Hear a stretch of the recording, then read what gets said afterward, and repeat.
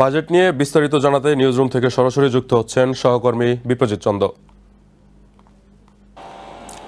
আপনি জানেন যে অন্তর্বর্তী সরকার দায়িত্ব নেবার পর কিন্তু এই প্রথমবারের মতো বাজেট ঘোষণা করলো। আজ দুপুর ৩টায় বাজেট প্রস্তাবনা পেশ করেন অর্থ উপদেষ্টা ডক্টর সালেউদ্দিন আহমেদ, এবং এরপর থেকেই কিন্তু বিভিন্ন মহলে যে আলোচনা চলছে যে এই বাজেটটা আসলে প্রত্যাশার সঙ্গে কতটুকু সঙ্গতিপূর্ণ। তবে এই বাজেটের কয়েকটি দিক আমি আপনাকে বলে রাখছি। যেমন আগের বাজেটগুলোতে আমরা যেটি দেখতাম যে বেশ কিছু মেগা প্রকল্প নেওয়া হতো, এবং এই বাজেটে একমাত্র বাজেট যেটি আসলে কোনো মেগা প্রকল্প কিন্তু এই বাজেটে নেওয়া হয়নি। এবং বাজেটের বিস্তারিত যদি আপনাকে একটু তুলে ধরতে চাই, সেটি হচ্ছে এবারের বাজেটের আকার ৭,৮৯,৯৯৯ কোটি টাকা, যেটি সংশোধিত বাজেটের তুলনায় ৪৬,০০০ কোটি টাকা বেশি হলেও গত চলতি অর্থ বছরের বাজেটের চেয়ে ৭,০০০ কোটি টাকা কম।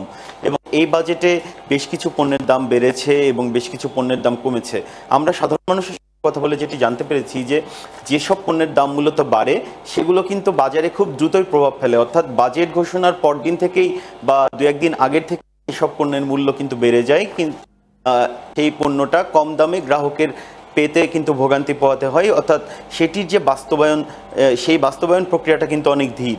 অর্থাৎ বিশেষজ্ঞরাও কিন্তু এই দিকটা নিয়ে আলোকপাত করেছেন এবং তারা বলেছেন যেসব পণ্যের মূল্য বাজেটের ফলে কমছে সেই সব পণ্য যেন আসলে দ্রুত গ্রাহকের কাছে ন্যায্য মূল্যে পৌঁছানো যায় বা ন্যায্য মূল্যে গ্রাহক সে পণ্যগুলো পায়, সেটি নিশ্চিত করার একটি ব্যবস্থা যেন করা হয়।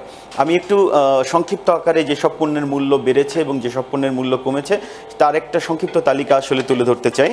সেটি হচ্ছে এবার নির্মাণ খাত, প্লাস্টিক সামগ্রী, গৃহস্থলী সামগ্রী, টয়লেট সামগ্রী, কটন সুতা, কৃত্রিম সুতা, ইলেকট্রিক লাইন হার্ডওয়্যার, শিশু খাদ্য ও সিগারেট কিনতে ভোক্তাদের আগের চেয়ে বেশি টাকা খরচ করতে হবে। অন্যদিকে ওটিটি সেবা, আমদানিকৃত লিফট, মশলা এবং দাম বেড়েছে। এছাড়া দেশে তৈরি যেসব ইলেকট্রিক পণ্য, এইসব ইলেকট্রিক পণ্যের দামও কিন্তু এবার বেড়েছে বলে আমরা জানতে পেরেছি।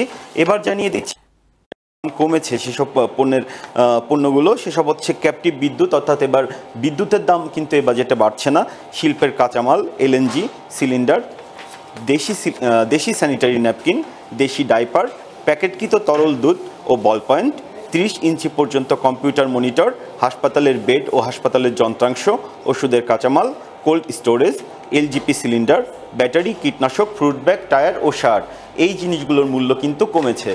অর্থাৎ অর্থ উপদেষ্টা কিন্তু আমাদেরকে এটি আরও জানিয়েছেন যে জুলাই গণ অভ্যুত্থানের পর যে নতুন বাংলাদেশের সৃষ্টি হয়েছে, সেই বাংলাদেশের যে সংস্কারের বিষয়গুলো রয়েছে সেগুলোকে ন্যূনতম সেদিক অধিকতর প্রাধান্য দিয়েই এবারের বাজেট যে প্রস্তাবনা সেটি বাস্তবায়ন করা হয়েছে এবং আগামী 30 জুন এই বাজেটটি কিন্তু পাশ হবে বলে জানা গেছে। এবং এই বাজেটটি অর্থ উপদেষ্টা যেটি বলেছেন তার বক্তৃতায়, বাজেট বক্তৃতায়, যে বাংলাদেশকে দারিদ্র্য, বেকারত্ব এবং কার্বন মুক্ত দেশ, অর্থাৎ 3-0 যে থিওরি আছে, অর্থাৎ এই তিনটি বিষয়ে কিন্তু গুরুত্ব দিয়ে কার্বন মুক্ত, বেকারত্ব এবং দারিদ্র্যমুক্ত জাতিতে রূপান্তরিত করা হবে। এখন এই যে বিষয়গুলো, অর্থাৎ বাজেট, এই বাজেট আসলে সামনের দিনগুলোতে ভোক্তা পর্যায়ে কতটা সন্তুষ্টি দিতে পারে, অথবা এটির যে জিডিপি লক্ষ্যমাত্রা নির্ধারণ করা হয়েছে বা যে ঘাটতি আছে সেটি মিটিয়ে কতটুকু সামনের দিন আমাদের জন্য কার্যকর হতে পারে, সেটি আসলে দেখার বিষয়।